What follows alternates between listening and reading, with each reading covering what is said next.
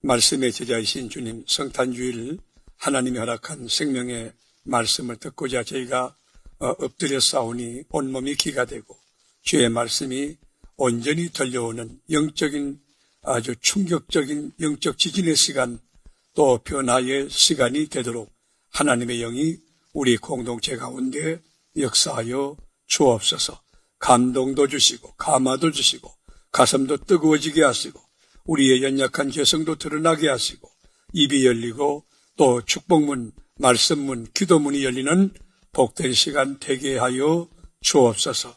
주의 종을 십자가 밑에 감추시고 부활한 주님이 나타나 이 역사 정황에 우리 교우들에게 하시고자 하는 말씀을 가감없이 바르게 선포하고 전하는 신원 전달로 충실한 주의 종 되게 하여 주옵소서.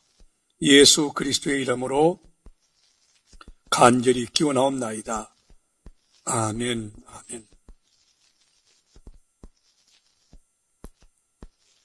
전 세계의 많은 교회들이 교회력과 교회 절기를 지키고 있습니다. 교회력이라고 하는 것이 뭐냐 하면 예수님의 삶과 죽음과 부활을 기념하기 위해서 매년 지키는 교회 달력이다. 교회 캘린더다. 그렇게 정의할 수 있습니다. 제 연구실에도 가면 제 책상 위에 탁장용 칼렌더가 있습니다. 거기 보면 빽빽하게 또 제 교인의 일정도 있지만 또 결혼 기념일도 있고 아이들의 생일도 기록이 되어 있습니다. 마찬가지로 교회력이라고 하는 것은 교회 캘린더가 되는 것입니다. 예수님의 삶과 죽음과 부활에 대한 그 기념을 이렇게 기록해 놓고 있는 것이죠. 그렇다면 절기는 뭐냐? 교회 절기는 계절마다 다가오고 있는 찾아오는 교회의 중요한 기념일이 이것은 처치 홀리데이라고 이야기할 수 있는데 교회에 기념할 만한 중요한 기념일. 그래서 거기 중요한 절기로는 주현절이 있습니다.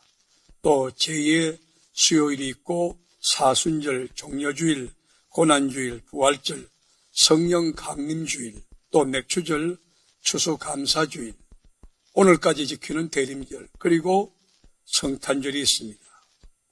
교회력과 절기는 참 중요합니다. 그래서 이 교회력을 중시하고 교회 절기를 잘 지키는 교회는 교회 딱 들어가면 이 절기가 어디에 해당되는가 그 색깔도 그렇고 분위기를 통해서 충분히 감지할 수 있어요. 이 교회력 그 절기에 따라서 찬양의 선곡도 다릅니다. 교동문도 다릅니다. 본문도 다릅니다. 설교도 다릅니다. 그리고 여기 이제 장식하는 이 칼라, 이 꽃꽂이 같은 것도 다 다릅니다. 스톨도 다릅니다. 오늘까지 대림절이 되겠습니다. 대림절이 뭐죠? 옛날에는 우리가 강림절이라고 이야기를 했는데 대림절은 예수가 탄생하기 전까지 4주 동안 지키는 절기입니다. 이 4주 동안 아기 예수 강생을 사모하고 또 기도하며 경건하게 이렇게 기다리다가 아기 예수 탄생을 축하하고 또 예수 재림을 기다리는 주간이 되는 것이 대림절입니다. 그래서 이 대림절에는 중세까지는 고행을 중심으로 또 이 금식하고 금욕하며 경건하게 지났는데 종교개혁 이후부터는 이 대림절이 바로 이게 기쁨의 축제, 이 축제 분위기로 바뀌게 되었습니다.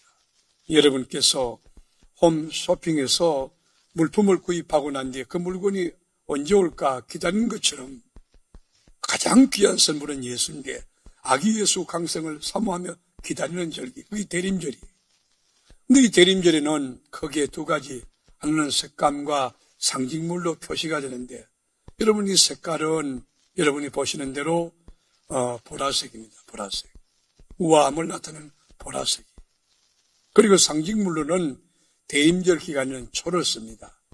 첫째 주 하나 뽑고 둘째 주 2개, 3개, 4개를 꼽는데 첫째 주는 그 색감이 첫째는 보라색 초를 이렇게 꼽아요.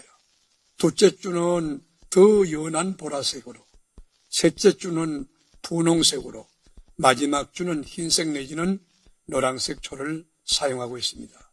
내년에는 이 초를 이용해서 대림절 첫째 주, 둘째 주 이 상징을 알려드릴까 생각하고 있습니다. 이것은 색감이 점점 옅어짐으로써 그리스도의 탄생이 가까우고 있다는 것을 암시해주고 있는 것입니다. 자, 오늘은 사랑하는 우리 교우들이 많이 기다리고 기도하며 기다렸던 아기 예수 탄생을 축하하는 성탄주일입니다. 이 성탄주일 아침에 저는 딱 두 가지 주제를 가지고 여러분과 함께 하나님의 말씀을 이렇게 나누고 또 제가 섬기려 하는데, 첫째로는 예수가 누구냐, 첫째 예수가 누구냐 하는 것이, 또 하나 왜 오셨느냐 하는 두 가지 주제를 가지고 말씀을 전가하려고 합니다. 여러분께 묻습니다. 예수님이 누구십니까? 왜 오셨습니까? 예수님에 대한 평가, 그의 스펙이나 커리어나 외모나 또 그의 갖고 있는 여러 가지 배경들을 세상은 어떻게 평가하고 있고 성경은 어떻게 정언하고 있을까? 먼저 우리 성경의 정언을 들어보겠습니다. 2절로 가보실까요? 오늘 본문 2절 말씀. 그는 주 앞에서 자라나기를 연한 순 같고 마른 땅에서 나온 뿌리 같아서 고운 모양도 없고 풍채도 없은즉 우리가 보기에 흠모할 만한 아름다운 것이 없도다.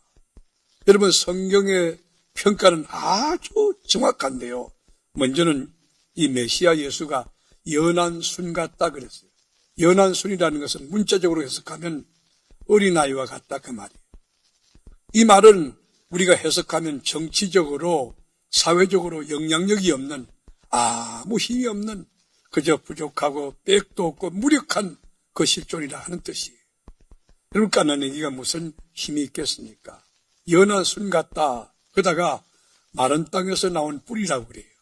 여러분, 마른 땅이란 뜻이 무슨 말일까요? 여러분, 팔레스타인의 드라이한 사막 한복판에 그 뿌리를 받고 있다. 생존 자체가 위협당하는 거 아니에요. 이 말은 예수님이 태어난 역사 정황을 잘 설명해 주고 있어요. 예수님은 목수의 아들로 태어났어요. 이게 천직입니다. 가난합니다. 그래서 배움도 짧았어요. 그러다가 아버지가 일찍 돌아가셔서 예수님은 소년 가장이 되셨습니다. 그리고 예수님이 태어났을 때는 헤로당이 너무 악한 왕. 사내 아이는 다 죽이라. 2살 아래 다 죽이라.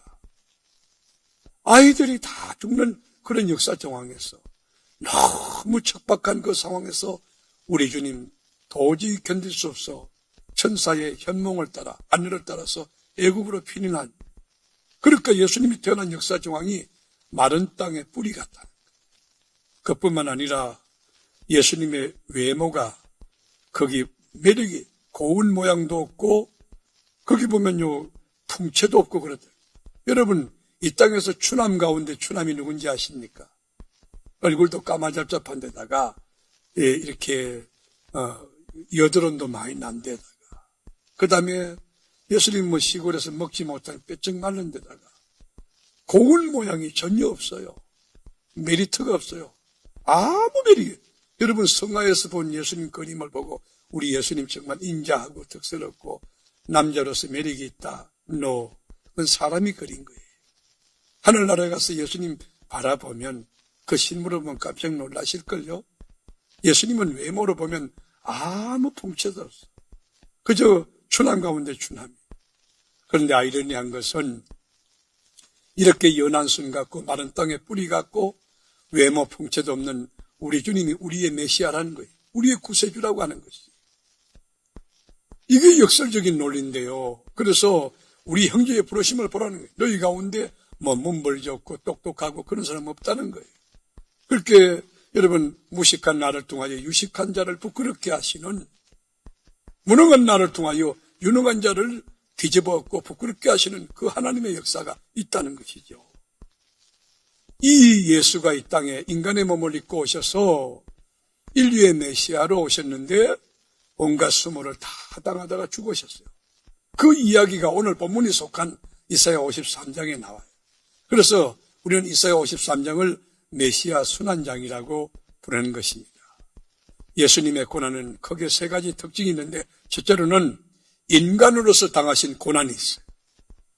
여러분, 예수님은 인간의 몸을 입고 오셔서 참 하나님이지만 참 인간으로 얼마나 수모를 많이 당했는지 침뱉음을 당하고 여러분 욕을 먹고 그리고 채찍에 맞고 구두발길에 차이고 조물주로서 인간으로서 당할 모든 고난을 다 당하죠. 그러므로 우리 인간을 너무너무 경험을 통해서 잘 이해하고 있는 거죠.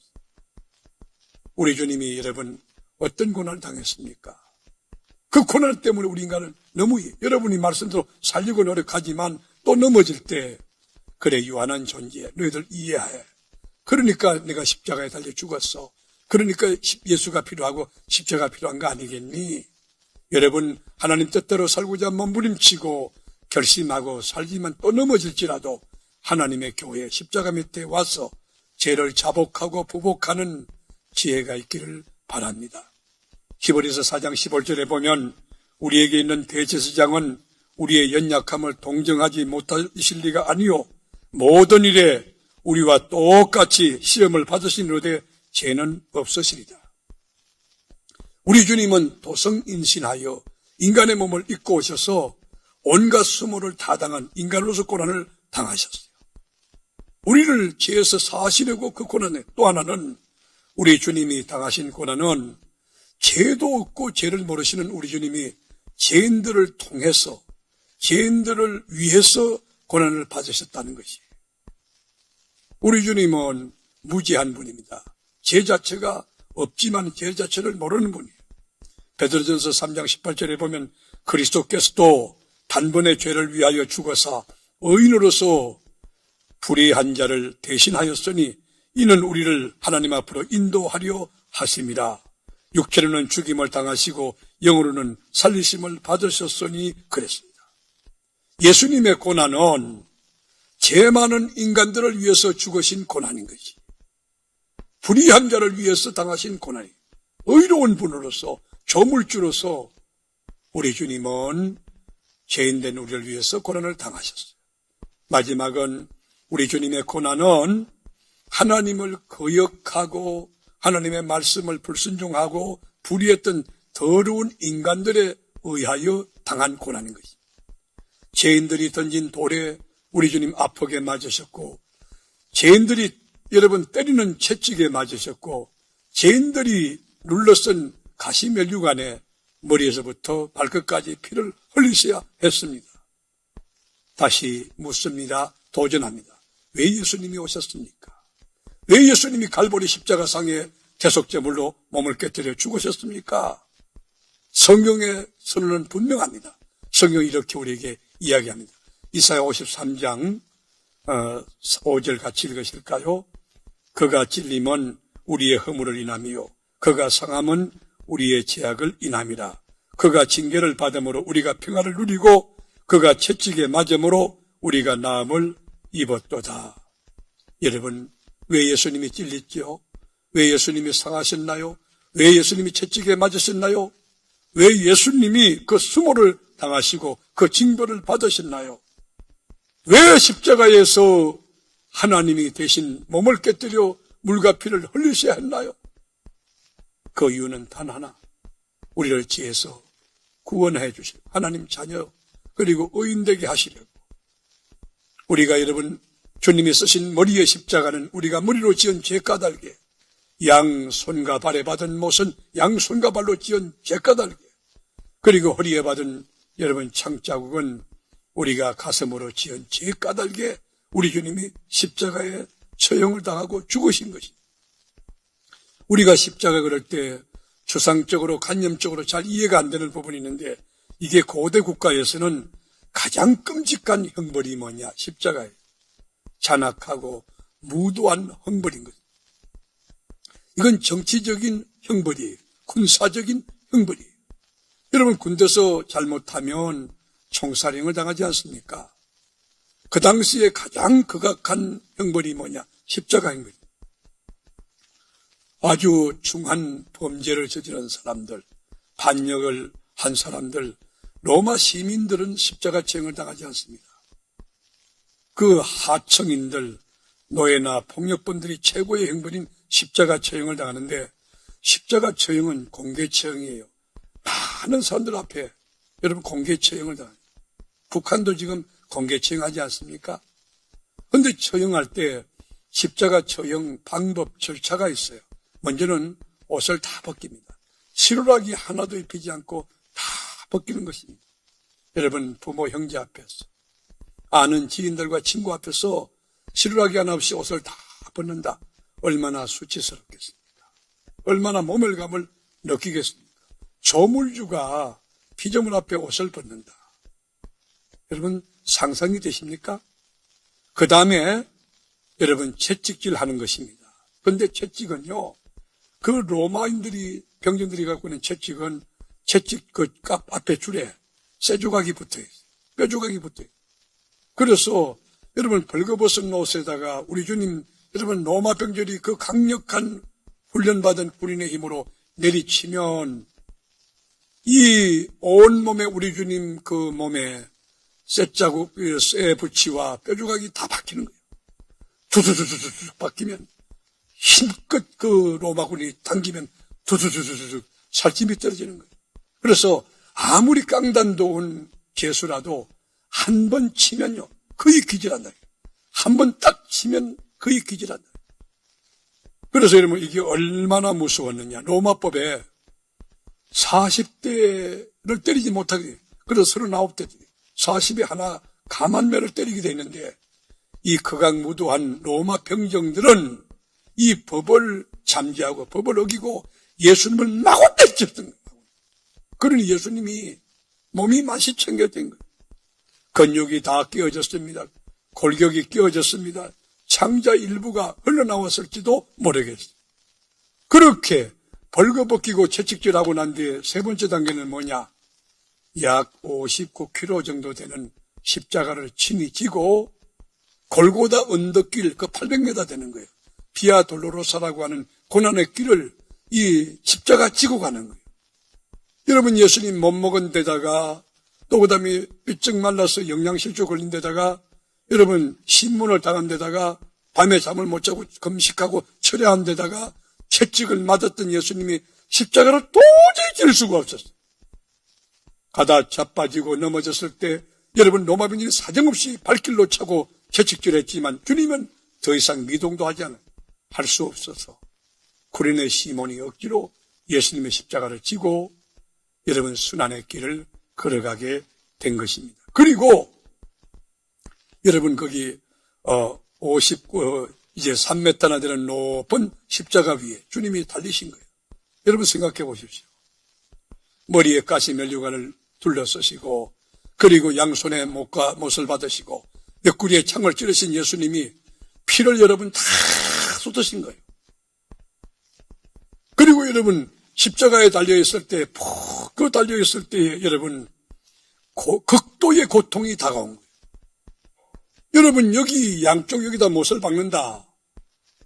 그리고 무거운 몸의 무게가 여러분 이렇게 쏟아진다. 그걸 생각해 보세요.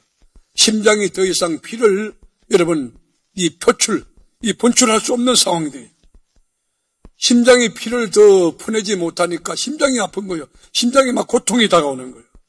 그런데 혈압이 뚝 떨어지지.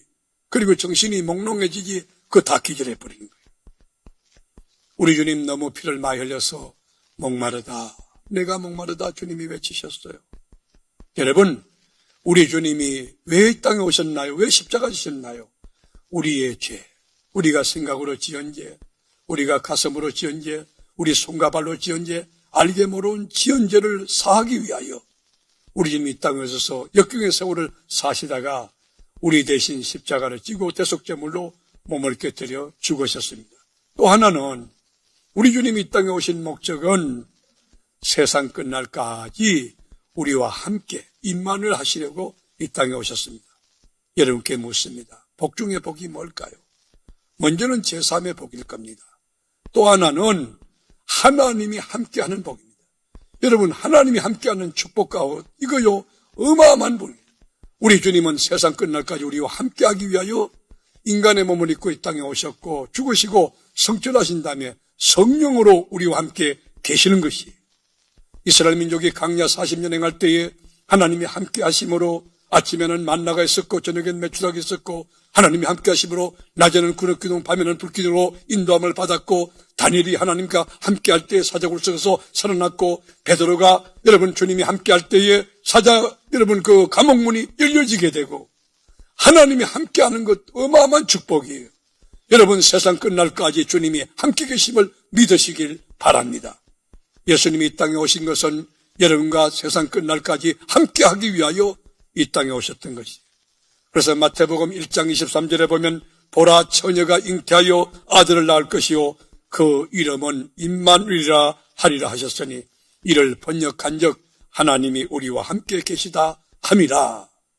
우리 주님이 이 땅에 오신 목적은 우리와 함께하러 오신 것이에요. 하나님이 함께한다. 여러분 우리 그리스도인의 특권입니다. 우리 그리스도인들의 자부심이에요.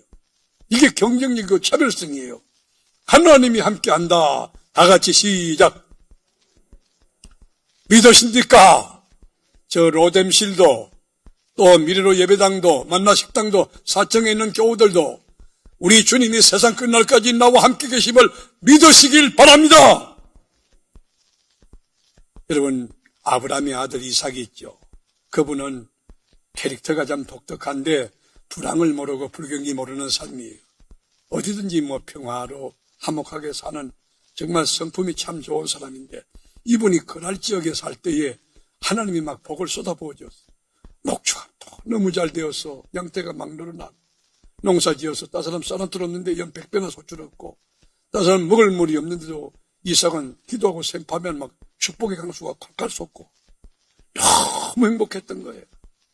그런데 이 이삭이 이 브엘세바로 나갔다가 거기서 큰 낭패를 당하는데 갑자기 영계의 환란이 와서 마음이 불안하고 두렵고 너무 막 힘든 거예요. 돈은 많은데 행복하지 않는 거예요. 평화가 없고 기쁨이 없는 거예요. 죽을 것만 같아서요. 그래서 벌벌 떨고 있을 때에 우리 주님이 그에게 왔어요. 여러분 하나님이 다가올 때 하나님이 함께할 때 어떤 역사가 있는가? 창세기 26장 24절에 보면 이렇게 그 밤에 여호와께서 그에게 나타나 가라사대 나는 네 아비 아브라함의 하나님이니 두려워 말라.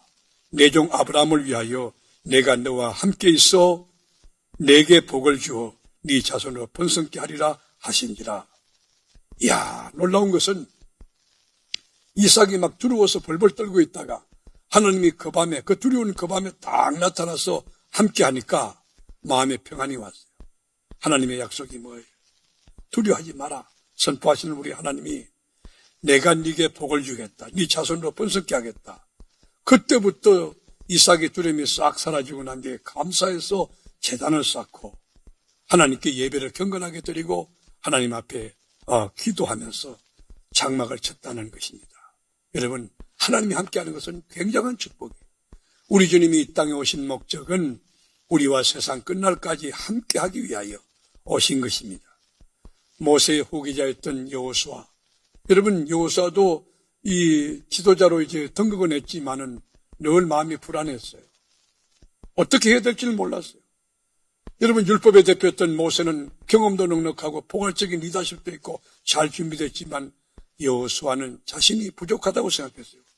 그런데요 하나님이 여호수아와 함께하니까 그의 명성이 자자하게 되고 그의 뿔이 높아지게 됐어요. 우리가 여호수아 6장 27절 같이 보십시다.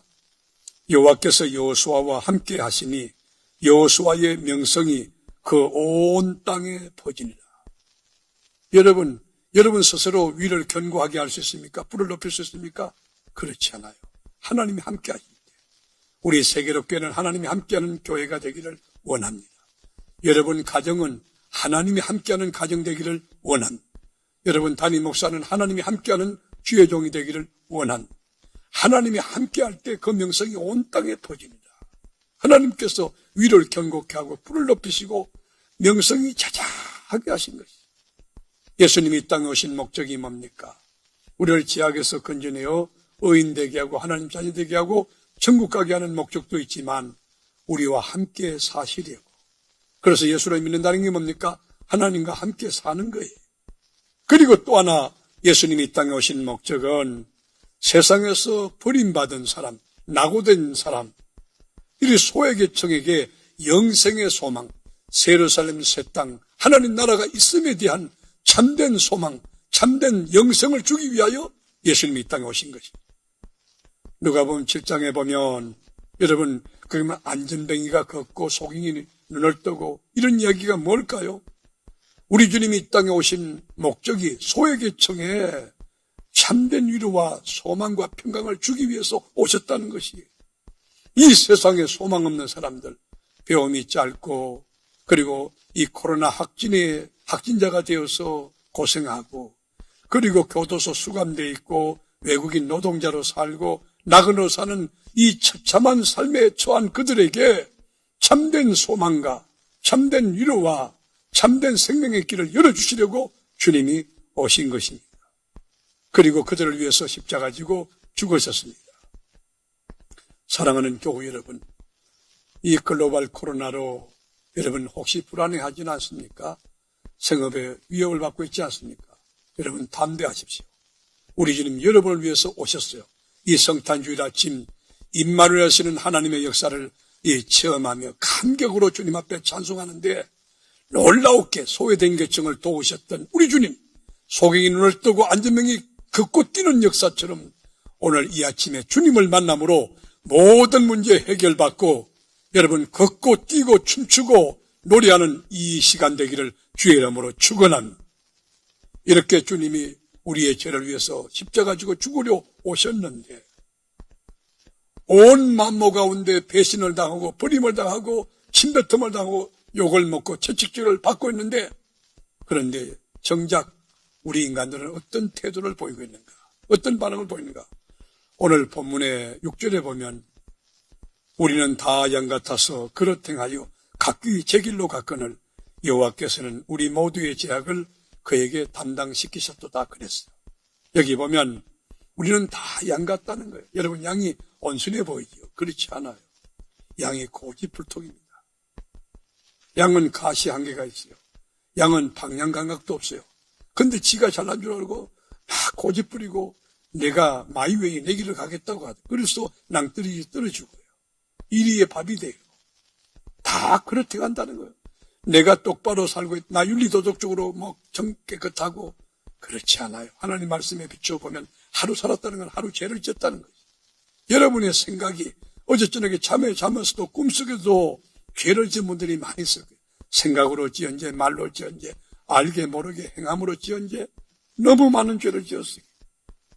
우리 인간은 우리 주님이 우리를 위해서 죽으러 오셨는 대속제물로 죽어서 그 안타까운 현장 가운데도 다 양과 같아서 그릇 행했다. 자행자지했다고 하는 것입니다.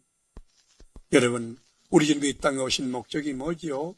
우리를 죄에서 건져내어 의인되게 하시려고 하나님 자녀되게 하시려고 이 땅에 오신 것이에요. 첫째 아담은 에덴 동산에서 범죄함으로 하나님과 관계를 깨뜨리고 하나님의 형상을 무너뜨렸지만 둘째 아담 예수 그리스도는 그 죄를 사하고 하나님과 관계를 회복하고 하나님의 형상을 다시 회복시켜 주신 것이에요. 그렇습니다.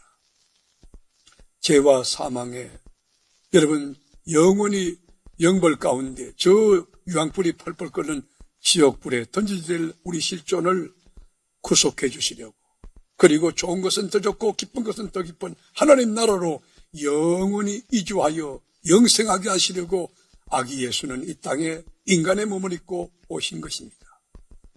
그리고 우리를 위해서 채찍질 당하고 십자가에 몸을 깨뜨려 피를 흘리고 죽으셨습니다. 이게 실화인데요. 영국 런던에 조지퍼라고 하는 어린아이가 살고 있었습니다. 외모가 잘났어요. 똑똑했어요. 그런데 이 아이가 밖에만 나가면 외계인 가족이 왔다고 따돌린다고 왕따를 당하고 막 친구들에게 비난당하는 거예요. 그 이유는 뭐냐? 자기 어머니 얼굴이 찌그러졌기 때문에 너무 흉측해서 짐승 같다. 그렇게 아이들이 생각하고 이 아이에게 놀린 것입니다. 너무 상처가 됐어요. 어느 날 집에 들어와서 어머니에게 이 아이가 눈을 똑바로 뜨고 따집니다. 어머니 얼굴이 왜 그 모양이에요? 왜 이그러졌어요? 왜 흉측해요? 학교에 가서 친구들에게 나는 너무 왕따를 당하고 그 말 한마디 한마디가 너무 상처가 돼요. 어머니 왜 그렇게 됐어요? 그렇게 말할 때 어머니가 아무 말도 하지 않고 그저 눈물이 글썽하더니만 장롱에 가서 여러분 사진첩을 가져와요. 사진첩을 탁 주는데 이게 누군지 아니? 이게 누구예요? 어머니다. 너 어머니 젊을 때 어머니가 너무 곱고 예쁜 거예요. 그런데 어머니 어떻게 이렇게 됐어요? 이렇게 예뻤던 어머니가 왜 이렇게 다 망가졌어요? 네가 막 첫돌을 맞이했을 때 엄마가 너를 집에다 누워놓고 시장을 보러 갔단다. 시장을 보러 갔는데 그동안 우리 집에 불이 났어. 불길이 타오르는데 내가 오니까 불길이 너무 심한데 아무 생각도 나지 않았어. 단지 저 불길 속에 내 아들이 있다는 사실만 생각하고 불길 속에 내 몸을 던졌단다. 그리고 가서 이불로 네 몸을 싸가지고 바깥에 던져놓고 나는 의식을 잃었단다. 기절했단다. 그리고 깨어나 보니 엄마가 전신에 전부 화상을 입고 온몸이 만신창이가 되었어. 그래서 죽다가 살아나고 수술을 몇 번 한지도 모른단다. 엄마의 이 삐그러진 흉측한 모습은 너를 건져내려고, 너를 살리려고 그랬단다. 여러분, 이 실화 속에 예수님의 십자가 사건이 여러분 보이지 않습니까? 머리에 가시면류관 눌러쓰시고 양손과 발에 못을 받고 옆구리에 창을 받는 주님의 그 고통, 그 처절한 그 죽음은 바로 나와 여러분의 죄 때문에, 여러분의 지은 죄, 나의 죄 때문에 우리 주님이 당한 고통이 아니겠습니까? 이 성탄절은 우리가 하나님 차원에서 접근하면 굉장히 슬픈 거예요. 너무너무 사랑하는 아들, 독생자 아들을 대신 죄인된 인간들을 위해서 십자가에 던져줘야 되는 아버지 하나님의 아픔, 너무 고통스러워요. 우리 주님이 다 이루었다고 외쳤을 때 하늘이 여러분 빛을 잃었어요. 빛으로 오신 주님, 여러분 빛을 잃어버렸어요. 그리고 지진이 막 일어났어요. 천둥과 번개가 쳤어요. 하나님의 울부짖음이라고 저는 생각하는 것입니다. 그러므로 성탄절은 여러분 경건해야 됩니다. 성탄절은 엄숙해야 됩니다. 그리고 막 이 술집 앞에 크리스마스 캐롤이 울려 퍼지고 이 크리스마스 추리가 있고 번쩍번쩍 백화점에 막 이 쇼윈도우에 번쩍번쩍하고 여러분 술집과 그리스도의 탄생과 무슨 상관이 있습니까? 백화점과 그리스도의 강생과 무슨 관계가 있습니까? 왜 술집에 크리스마스 여러분 그 성탄 추리가 있어야 되죠? 그것을 잘못 오해하시지 마세요. 상업 목적으로, 인간의 감옥 목적으로, 죄질 목적으로. 그래서 성탄절이 되면 경건해야 되는데 파출소마다 10,000원이 된다. 잘못된 거 아닙니까? 병든 성탄절 아닙니까? 성탄절은 경건해야 됩니다. 동방박사가 여러 번 산을 넘고 사막을 낙타를 타고 또는 걸어서 툭툭 그 먼 길을 와서 아기 예수께 그 나이 많은 그리고 헤로당과 독대할 만한 그런 위치가 있는 그런 여러분 VIP가 아기 예수께 엎드려 절을 했어요. 그리고 보배압을 열어서 황금과 유황과 몰약을 여러분 선물로 드렸어요. 우리 성탄절은 그렇게 경건하고 묵직하고 아주 거룩한 성탄절, 아기 예수 그분에게 초점이 맞춰지는 성탄절, 그분에게만 찬송과 영광과 존귀가 돌아가는 성탄절이 되어야 될 줄로 믿습니다. 성탄주일 아침에 하나님의 심부름꾼으로서 지금 이 시간 방금 도착된 하나님의 초청장을 여러분에게 발부하고자 합니다. 이 하나님의 초청장은 어마어마한 것입니다. 하나님의 초청장은 영광스러운 것입니다. 하나님의 초청장은 가슴 뛰는 초청장입니다. 그 초청장의 내용은 이사야 1장 18절에서 20절입니다. 제가 대신 읽고 마치겠습니다. 여호와께서 말씀하시되 오라 우리가 서로 변론하자. 너희 죄가 주홍 같을지라도 눈과 같이 헤어질 것이요 진홍같이 붉을지라도 양털같이 되리라. 너희가 즐겨 순종하면 땅의 아름다운 소산을 먹을 것이요 너희가 거절하여 배반하면 칼에 삼키우리라. 여호와의 입의 말이니라. 아멘.